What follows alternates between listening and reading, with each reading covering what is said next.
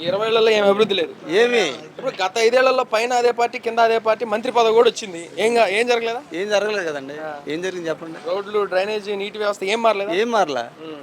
ఏం మారింది చెప్పండి. పోనీ పోనీ మీరు మారిందని మీకు కనపడితే పోనీ మారిందని మేము చెప్పొచ్చు. ఏం మారింది చెప్పండి. నాకైతే ఏం మార్పు కనిపించలేదు. రోడ్లు కానీ అంటే కొత్తగా వచ్చిన రోడ్లు అయితే బాగాలేవు. ఇంకా మీ సమస్యలు మిమ్మల్ని అడిగి తెలుసుకోవడానికి ప్రయత్నిస్తున్నా. యువతకి ఉపాధి హామీ పథకాలు ఏమైనా వచ్చాయా? ఎవరికి రాలేదండి. ఆ. అభివృద్ధి హామీ అనేది జనాలకు ఎవరికి రాలా. ఒక చదువుకునే పిల్లలకు కానీ లేదు ఒక ఉద్యోగాలు చేసుకునే వాళ్ళకి కానీ ఏం అభివృద్ధి కనపడుతుందండి. ఇప్పుడు లోకల్ అభ్యర్థి మనోడు అనే లెక్కలో 20 ఏళ్ళ నుంచి ఇక్కడ పాతుకుపోయి ఉన్న మనిషి ఈసారి మార్పు సంభవిస్తుంది అని మీరు కోరుకుంటున్నారా? 20 ఏళ్ళలో రాని మార్పు ఇప్పుడు ఎటు వస్తుందండి. అలా కాదు నేను చెప్పేది. ఆయన ఏం చేయలేదు అని మీరే అంటున్నారు కాబట్టి మార్పు సంభవిస్తుంది ఈసారి. 100కు 100% చెయ్యాలి మరి మార్పు. ఈసారి వెనుగొండల రావు గారు వచ్చేదానికి అవకాశం ఉంది. ఎక్కువ అవకాశం ఉందండి. ఇప్పుడు ఆయన ఏమైనా చేస్తున్నారు జనాల్లోకి వచ్చి? ఆయన రాకముందే చేసాడు. ఇంకొచ్చిన తర్వాత చేసేదే ఉంది. ఇంకా ఇప్పుడు ఆయన సొంత నిధులతో ఇప్పుడు వరకు ఏమేం చేశారు ఆయన? సొంత నిధులతో ఆయన ట్రస్టులు పెట్టాడు, అన్న క్యాంటీన్లు పెట్టాడు, మెడికల్ క్యాంపులు పెట్టాడు, ప్లస్ ఉద్యోగాలు చేసుకునే కుర్రోళ్ళకి కొద్దిగా అవకాశాలు కల్పించాడు. ఇప్పుడు మంత్రి పదవిలో ఉండి కొడాల నాని గారు ఆ విధంగా బూతులు మాట్లాడడం ఎంతవరకు కరెక్ట్ అంటారు? అది సంఘ సమాజానికి చండాలమైన పని. అది గురువారికి ఎలాంటి పేరు ప్రఖ్యాతలు వస్తున్నాయి దానివల్ల? దీనివల్ల చాలా సన్నసి పేరు వస్తుంది. మంచి పేరు ఎవరికి రావట్లేదు. ఇప్పుడు మొత్తానికి రాబోయే కాలంలో మార్పు సంభవిస్తే ఎంత మెజార్టీతో టీడీపీ గెలిచేదానికి అవకాశం ఉంది వెనుగొండల రావు గారికి? అసలు ఈ గాలిలో 40-50 ఓట్ల పైన మెజార్టీ వస్తుంది. పక్క మొత్తానికి జనాలు విసిగిపోయారు ఈ ప్రభుత్వానికి. బాగా ఎక్కువగా విసిగిపోయారు. అంటే చెప్పుకోవడానికి తగ్గట్టు కాదు, ఎక్కువగా విసిగిపోయారు. మేనిఫెస్టో చూసారా? ఏది నచ్చిందండి మీకు? మేనిఫెస్టోలో వాళ్ళు పెట్టిన మేనిఫెస్టో ఏముందండి. మద్యపాన నిషేధం అన్నాడు. 60 రూపాయలు కోటను 250 చేశారు. నా దగ్గర 30 మంది పనిచేస్తున్నారు. ఆ 30 మంది ఇంటికాడ అడుక్కుంటున్నారు వెళ్ళి. ఇచ్చిన డబ్బులు ఎక్కడ అయిపోయి రోజు. గతంలో ఎలా ఉన్నింది అప్పుడు? గతంలో 60 రూపాయలు కోటర్. అది 60 రూపాయలు కోటర్ తాగితే ఇంకా 800 మిగిలేడికి. హెల్త్ పరంగా ఎట్టుండేది అప్పుడు, ఎట్టుండేది ఇప్పుడు? హెల్త్ పరంగా చాలా మందికి ఆరోగ్యం లేకుండా చేస్తున్నారు. పిచ్చెక్కిపోతున్నారు మందాకి. మొత్తానికి మార్పు అయితే సంభవం. 100% సంభవం. నమస్తే సార్. నమస్తే. బాగున్నారా? బాగానే ఉన్నాము. మీ పేరండి? నా పేరు పోలగాని కృష్ణయ్య. చెప్పండి సార్, మీ ప్రాంతంలో ఎలా ఉంది ప్రస్తుతానికి ఈ రాజకీయ పరిణామాలు? ఈ రాజకీయ పరిణామాల్లో మేము కూడా చూస్తున్నాం కదా. ఇప్పుడు జరుగుతున్న పరిణామాలకి ఇంతకుముందు జరిగినాటికి చాలా తేడా ఉంది. ఇప్పుడు ఏదో పథకం పెడతారు. గవర్నమెంట్ అన్నాక ఏ గవర్నమెంట్ శాశ్వతంగా ఉండదు. ఒకటి వెళ్తూ ఉంటుంది, ఒకటి వస్తూ ఉంటుంది. ఉన్నవన్నీ మార్చుకుంటా వాళ్ళ బ్యాండ్ కావాలని చేసుకుంటారు. ఇప్పుడు ఉదాహరణకి ఇటుకో ఇళ్ళు ఇచ్చారు. అంతకుముందు ఎవరో స్థలాలు ఇచ్చారు. చంద్రబాబు నాయుడు వచ్చినాక ఇటుకో ఇళ్ళు కట్టారు. దాన్ని పూర్తి చేసి ఇవ్వాల్సిన బాధ్యత ఈ ప్రభుత్వాన్ని. ఈ ప్రభుత్వం 4.5 సంవత్సరాలు ఊరుకుని 6 నెలల్లో మొదలెట్టి ఎడావుడి చేసి వాళ్ళకి మంచినీళ్ళు లేకోకుండా ఫ్లాట్లు మేము ఇచ్చాం, మేము కట్టాం, కలర్లు వేసుకోవటం ఎంతవరకు సవ్వది? ఇప్పుడు మీరు దాన్ని ఎప్పుడు పూర్తి చేయాలి? అంటే సొమ్ము ఒకరిది, సోకు ఒకరిదిలాగా మీరు ఎప్పుడు పూర్తి చేయాలి? మీరు చెయ్యాలి, మీ బాధ్యత అది. ఇప్పుడు ఇటుకో ఇళ్ళు 7,50,000 ఇళ్ళు కట్టారు రాష్ట్ర వ్యాప్తంగా. మీరు అంతగలి 30,000, 20,000 కన్నా ఎక్కువ ఇవ్వాల. అది కూడా కఠినమైన అట్టగా బోజు పట్టిపోయి ఉన్నాయి. ఇప్పుడు ఏ ప్రభుత్వం అయినా ఇప్పుడు వీళ్ళు చేశారు, రేపు వీళ్ళు రారు. ఆ కాలనీ ఇచ్చారు, అవి కట్టారా? రోడ్లు వేసారా? డ్రైన్లు కట్టారా? ఏం చేయాలి? ఇంకో వచ్చినోడు చేయాల్సిందే అవన్నీ. కొడాల నాని గారు మంత్రి అయ్యారు కదండి, ఏమైనా చేశారా? మంత్రి అయినాక ఆయన అసలు పని చేసిందే లేదు. అది గతంలో ప్రభుత్వం లేదు, సరే అది పక్కన పెడితే ఆయనకి ఏంటంటే పోయినసారికి ఇప్పటికి మైనస్. పోయినసారి 3 సార్లు ఉంటే ఇప్పటికప్పుడు తెలుగుదేశం ఉన్నప్పుడు కాంగ్రెస్ ఉంది, కాంగ్రెస్ వచ్చినప్పుడు తెలుగుదేశం ఉంది. అట్టా ఆయన మైనస్ అయ్యాడు. ఆయన వైఎస్ఆర్లోకి వెళ్ళాడు, ఇటు చంద్రబాబు నాయుడు గెలిచాడు. ఈ 5 ఏళ్ళు అట్ట పోయింది. అంతకుముందు తెలుగుదేశంలో గెలిచాడు, కాంగ్రెస్ ఉంది, అట్లా పోయింది. ఇప్పుడు మొన్న 3 సార్లు అట్ట అయింది. ఈసారికి ఏంటంటే ఆయన మైనస్. మొన్న ఈయన 3 సార్లు గెలిచాడు, పాపం ఏమీ చేయలేదు. ఆయన ఈసారి 4వ సారి గెలిస్తే ఏదైనా పదవి వస్తుంది అని ఆయనకి అందరూ కూడా సానుభూతి. ఆ సానుభూతితో కొట్టేశాడు. ఆయన మీద విమర్శ చేయడానికి ఏమీ లేదు, ఆయన కొట్టేశాడు. కానీ ఈసారి సానుభూతి లేదు, వ్యతిరేకత ఉంది.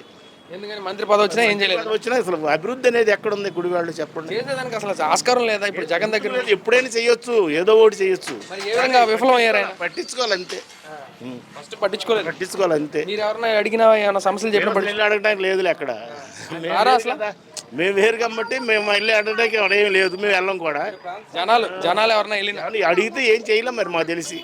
అది ఏం చేశారు? నుంచి రోడ్లు ఇట్లానే ఉన్నాయా? ఆ రోడ్లు ఇప్పుడు ఏంటండి 10 ఏళ్ళ మట్టి ఇట్టాగా ఉన్నాయి. ఆయన ఆయన ఏం వేశాడు 5 ఏళ్లలో? ఒక్క రోడ్డు వేసాడా ఏమండి?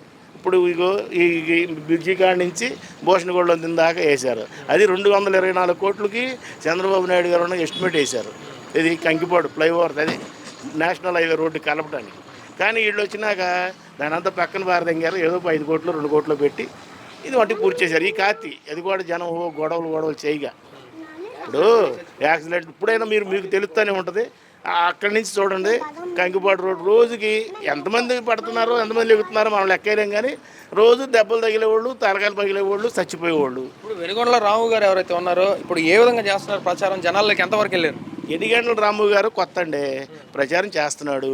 కాకపోతే ఆయన ఏంటంటే సేవాభావంగా ఆయన వచ్చిన తర్వాత మనకి కొంతమంది కళ్ళజోళ్ళు, కొంతమందికి ఆర్థిక సాయం, కొంతమందికి ఏమో బట్టలని, ఇట్లాంటి జాబ్ మేళా ఏమైనా నిర్వహించారా? జాబ్ మేళాలు పెట్టాడు. జాబుల్లో కూడా ఇచ్చాడు. ఎంతమంది మందికి ఇచ్చాడు నాకైతే తెలియదు, కానీ జాబ్ మేళా పెట్టాడు. అందులో కూడా కొన్ని ఉద్యోగాలు ఇచ్చాడు. అవి మరి ఏదన్నా ఒకటి చేసాడనట్టే కదా అది. ఇప్పుడు ఈయన ఇంతవరకు అట్టాడి ఏం చేయాలి? జాబ్ మేళా అంటే ఆయనకేం తెలియదు అసలు. ఈయనకి జాబ్ ఆయన ఇస్తేనే తెలుస్తుంది. అంటే ఎమ్మెల్యే బాధ్యత. ఇప్పుడు ఉద్యోగాలు వాళ్ళకి ఇది జరగాలంటే అది ఎమ్మెల్యే బాధ్యత ఉంది, గవర్నమెంట్ బాధ్యత కూడా ఉండాలిగా. గవర్నమెంట్లో నుంచి ముందు చదువుకున్న సంవత్సరానికి 2 లక్షల మంది బయటకు వస్తున్నారు. కనీసం గవర్నమెంట్ నుంచి వేలల్లోనన్నా ఉద్యోగాలు ఉంటే కొంతమంది రిక్రూట్మెంట్ అవుతారు. వాళ్ళు కొంతమంది బతుకుతానికి అది కొద్దిగా డెవలప్మెంట్ పెరిగారు. డెవలప్మెంట్ ఏంది ఇంకెక్కడే ఉంటుంది మీకు? మేనిఫెస్టో చూసారు కదా, ఏ విధంగా అనిపించింది? మేనిఫెస్టోగా వాళ్ళకి ఏముందండి, నవరత్నాలు అన్నాడు, అన్నీ రాలిపోయిన నవరత్నాలు తిరిగి అంటించారు. అందుకు తప్పితే ఏమీ లేవు అక్కడ. ఏంటి ఇప్పుడు 3000 పెన్షను నేను ఇచ్చానని చెబుతున్నాడు ఆయన. ఎక్కడిచ్చాడు? 2000 పెన్షన్ చంద్రబాబు నాయుడే చేశాడు. 200 దాన్ని 2000 వరకు ఆయనే పెంచాడు. దిగిపోయే ముందు 3 నెలల ముందు 2000 చేశాడు. ఆ 2000ని 3000 చేయడానికి ఈయనకి 5 ఏళ్ళు పట్టి నేను ఇస్తున్నానని చెబుతున్నాడు. అది ఎంతవరకు కరెక్ట్ అండి? అది కరెక్ట్ కాదుగా ఏంటి. 200 దాన్ని 2000 చేసినోడు గొప్పోడా 5 ఏళ్లలో? 3000 దాన్ని 2000 దాన్ని 3000 చేసినోడు గొప్పోడా? అది కూడా 4 సార్లుగా. అది అవన్నీ ఏంటంటే చెప్పుకోవడానికి ఉంటాయి. అది మొత్తానికి మార్పు కన్ఫామ్ అంటారు గుడివాళ్ళు. మాకు తెలిసి మార్పు కనుభవం అనుకుంటున్నాం. చరిత్ర తిరగరాయిపోతున్నారు రాస్తారని అనుకుంటున్నాం. దానికి మరి ఇంకా ముందు ఏం జరుగుతుందో చూడాలి. మెజారిటీ ఎంతవరకు రావచ్చు అంటారు? నేను అనుకోవటం 10,000 అన్నా వస్తుంది కనీసం అంత మాత్రం అనుకుంటున్నా నేను. అది ఓకే. ఎంపీ ఎవరు గెలుస్తారంటే చేయడం కన్నా ఎంపీ ఎవరు గెలుస్తారంటారు? ఎంపీ బాలసౌరి గారు గెలుస్తాడు. ఇప్పుడు ఈసారి గ్లాసు అదేవిధంగా సైకిల్ 2 కూటమి వస్తుంది. 2 గెలుస్తాయి. గుడివాడలో 2 మెజార్టీ వస్తాయి. అప్పుడు ఏది నచ్చిందండి మీకు? బాగా ఎక్కువ ఇస్తానది బాగా నచ్చిందా, లేకపోతే పర్లేదు ఒక రకంగా ఇస్తామన్నది నచ్చిందా? ఏమంటే ఎక్కువ ఇస్తాం అంటామంటే మరి వాళ్ళు లేరు వాళ్ళ పదవిలో. ఎంతమందికి అయినా ఇస్తానంటున్నాడుగా ఈ చంద్రబాబు నాయుడు. అన్ని వర్గాలను చూస్తూ వెళ్తున్నాడు కాబట్టి ఎలా ఉంటుంది అనుకుంటున్నాను. ఇప్పుడు ఆయన ఈ నెల 9 వర్గాలు మాత్రమే 9 పథకాలు మాత్రమే తీసుకొచ్చారు. ఆయన ప్రతి ఒక్కరికి అందుబాటులో ఉండే విధంగా పథకాలు తీసుకొస్తుంది. దాన్ని ఎలా చూస్తారు? ఏమో ఏం చేస్తారు. డబ్బు ఎక్కడి నుంచి వస్తుందండి వీళ్ళకి? అసలు రాష్ట్రంలో ఇప్పుడు పట్టుమని ఈ చుట్టుపక్కల 100 కిలోమీటర్ల దూరంలో ఒక 1000 మంది 1500 మంది ఒక్కొక్క షిప్కి చేసే ఫ్యాక్టరీలు కానీ ఎలాంటివి లేవు ఇక్కడ 100 కిలోమీటర్ల దూరంలో. ఎప్పటికైనా ట్రాఫిక్ పనులు ఎలాంటివి చేసుకుని బతకాల్సిందే. జూటు మీద కూడా నేను కాక మొన్న వాళ్ళు ఏలూరు తీసేవాళ్ళు వారదింగారు. ఇట్లాంటివన్నీ ఏమున్నాయి అసలు? ఇప్పుడు నమ్మకం ఉందా వాళ్ళు చెప్పినట్టు చేస్తారని, అవన్నీ ఇస్తారని? చెయ్యికేం చేస్తారండి, చేయిపోతే ఊరుకోరు. ఇప్పుడు ఇవ్వాల్సిందే ఇస్తారు, నమ్మకం ఏముంది? లేకపోతే ఇంకా నెక్స్ట్ గవర్నమెంట్ పడిపోద్ది. గవర్నమెంటే కాదు రివర్స్ అయిపోతారు. ఇప్పుడు జనం ఎట్లా ఉంది, ఎవరు ఇస్తానంటే ఎప్పుడో కాదు ఇప్పుడే రివర్స్ అయ్యి రోడ్డు ఎక్కేస్తారు. ఎప్పుడో సంగతి కాదు. నువ్వు ఇస్తానన్నా ఇప్పుడు బస్సులు ఆడు ఫ్రీ అన్నాడు, వీడు ఫ్రీ ఇస్తానన్నాడు. రేపు ఎక్కనైపోతే ఊరుకుంటారంటే బస్సులు ఆపేస్తారు. నువ్వు ఎందుకన్నావురా సచ్చినాడు అని. ఎప్పుడు 5 ఏళ్ళ దాకా ఉండరు. ఇవాళ అది కాదుగా, ఇవాళ ఇప్పటికప్పుడే తేల్చేస్తారు.